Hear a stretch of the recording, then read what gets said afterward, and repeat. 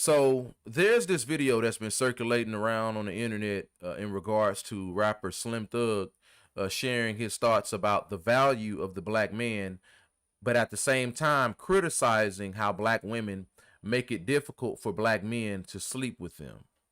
And this immature, arrested development, childlike explanation is right when you thought the bar couldn't get set any lower. Now it's just went to hell. But anyway, let's just look at this of this commentary, and we're gonna come back with a little bit. Stay with me. Black men, we are the number one wanted man on earth. You are the number one wanted man on earth by all races of women. Snow bunnies, whoever races outside of black women are gonna give it up to us. We don't have to play no games. Like, we go somewhere tonight, hey, we talk, because they look at us like, ooh, you know. Black women tend to through obstacle courses. Even if you ain't got no money, you are still the king of the earth. We are the most dominant gene on earth.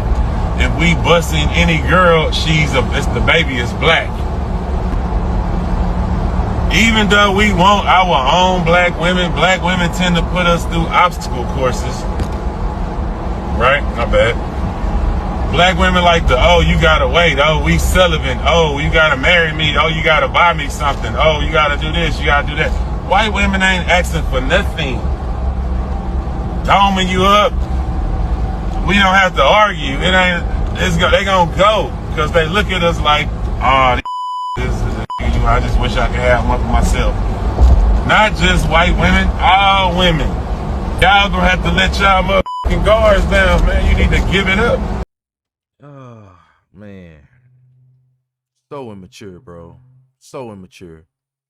And this is coming from a man that happens to be 44, 45 years old, 3 children, and 3 different baby mamas. And this is why I say some people don't deserve to have camera phones. Some people do not deserve to have camera phones.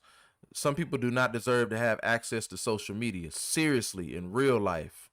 We need to start going back to Nokia phones. Y'all remember them Nokia phones that didn't have a camera on it? All you could do is just talk, text. That's it. You couldn't, press play, record, or press live and just start looking like an idiot right there from start to finish. And we have a lot of men out here with this type of way of thinking, with this whole childlike freshman in high school mentality, this arrested development that stopped maturing at the age of 17, 18. It's a lot of men walking around here like this. And it goes back to James chapter 1, verse 8. A double-minded man is unstable in all his ways. Unstable all over the place. Indecisive. Don't know what he doing.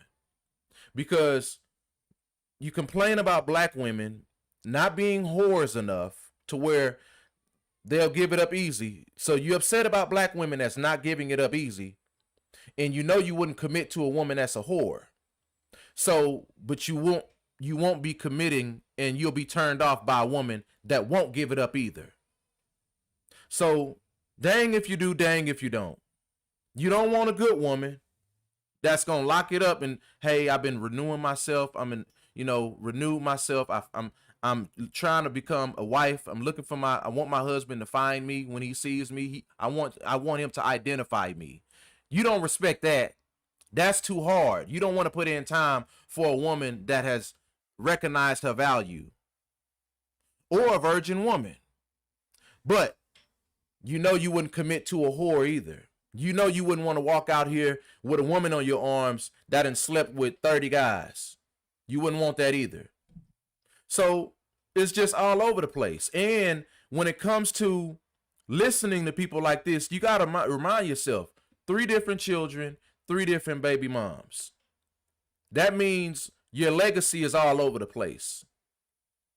Your physical legacy, your financial legacy.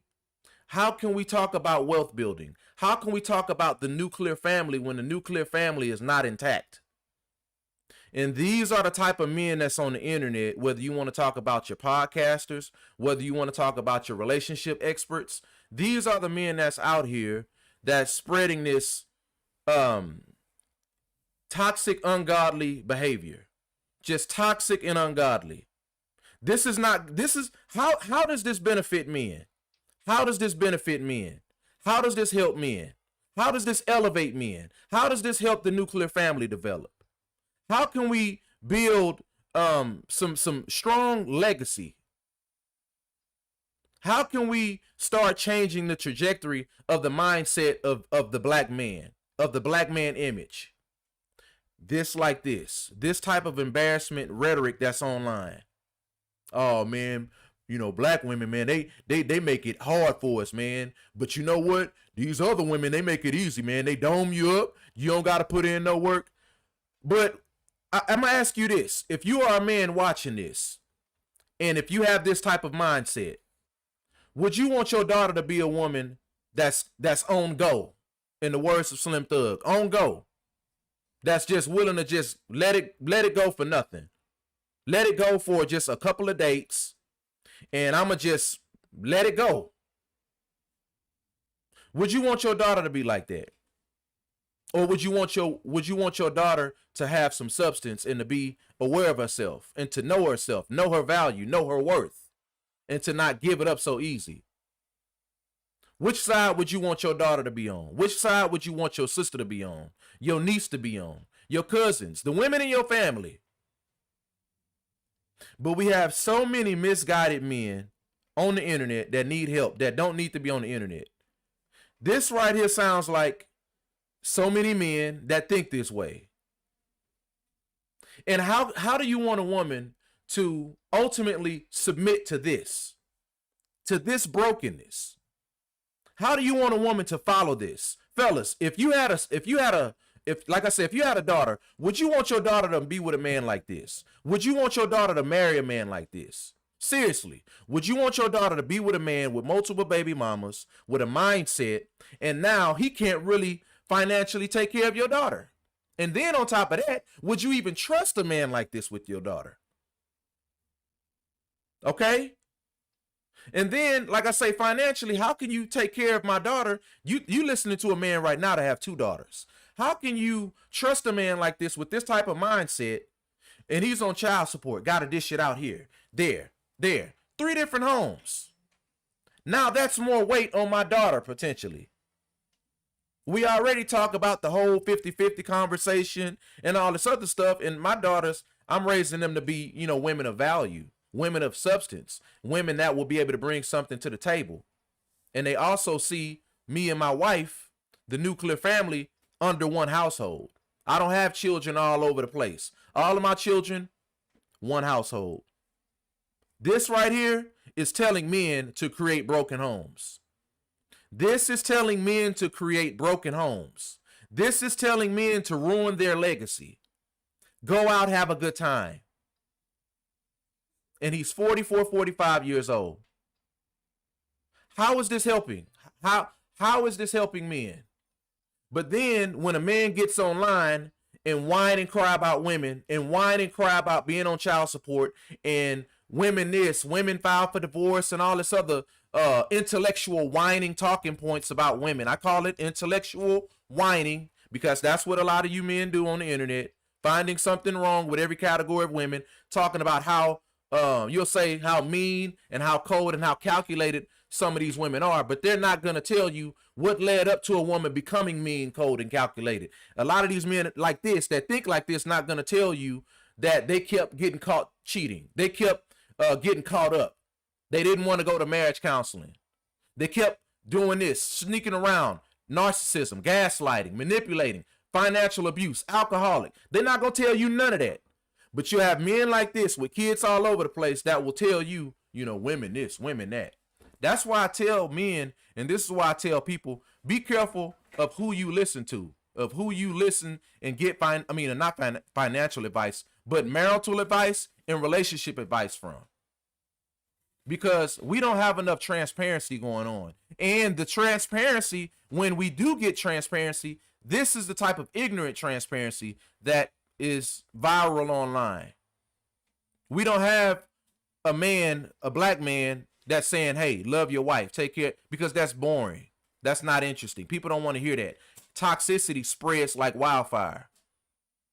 We're living in a world where everything wrong is right. Everything right is wrong. Up is down. Left is right. Right is left. Inside is out. Outside is in. Backward is forward. Forward is backward. Everything is flipped over. And somehow, some way, these type of messages spread like wildfire. And unfortunately, you have a lot of men that co-sign this type of toxicity. And when a man like myself say the things that I'm saying, whether it's online on my TikTok or my Instagram or right here on YouTube, oh man, you simping. Oh man, you pandering. I'm pandering for telling men to be better men. I'm pandering for telling men to be in a household, to create a nuclear family, to have one baby mother. And not just a baby mother, but have a wife. Have your family intact. But like I say, up is down, down is up, left is right, right is left, inside is out, outside is in. We are in Babylon. We are in Sodom and Gomorrah. This is where we are. We are in our last days. And this world that we live on right now is a prime example of how this is Satan's playground. Satan is having fun. This right here, Satan controls the algorithm. This right here shows you Satan controls the algorithm. Because positivity is null and void and is ignored. Hey, baby, stop. Stop. You're making too much noise. Okay? Let me finish up. All right? Going in the house. I love you. All right. We're going to do something with y'all in a little bit, okay? All right? What's up? Oh, it's not charged up? Okay, well, I'll take a look at it when I come in the house, baby, okay? I'm almost done, all right? I'll be in the house, go. But anyway, but yeah, man, I just want to have a little dialogue and conversation on this. And, you know, I want y'all to think about this. Think about the next time as a man you listen to relationship advice. And how a lot of times men that think like this, they won't tell you what led up to their toxic outcome because of their ungodly intentions. And that's the thing. We have so many men walking around here with ungodly intentions, getting ungodly results, and then mad about women. You would be amazed to know all of your favorite content creators and the men that talk about women and bash women. They'll tell you everything about why and how, like I said earlier, a second ago, how mean, cold, and calculated a woman is. But they're not going to tell you what they've done to get her to that point. When she's gotten to the point where she's mean, cold, calculated, and no longer begging him to go to marital counseling. No longer taking him back for catching him cheating on the third, fourth, fifth time. They're not going to tell you that, but they'll tell you how bad a woman is. I had a man in my job years ago. He came in my job. He was at my job in the break room crying. And he was telling the fellas about how toxic his marriage was and how his wife was, you know, treating him, withholding sex and one word answers, the silent treatment and all this other stuff, and how mean she was and how she finally, you know, filed for divorce. Come to find out, heck, the reason why she filed for divorce because he kept cheating. Cheated on her 3 times and had a baby on her. He didn't tell none of us that. How I found out, that's another story for another day. And that's the type of men that's on the internet. These are the type of men that's poisoning the minds of men out here, that's having you think that women, all women this, all women that, and they're not telling you what they've done. Anyway, man, this is just sad, man, because we have so many immature men like this. And it's not going anywhere anytime soon, unfortunately. But anyway, man, you already know what to do, man. Leave your thoughts down in the comment section. And it's sad.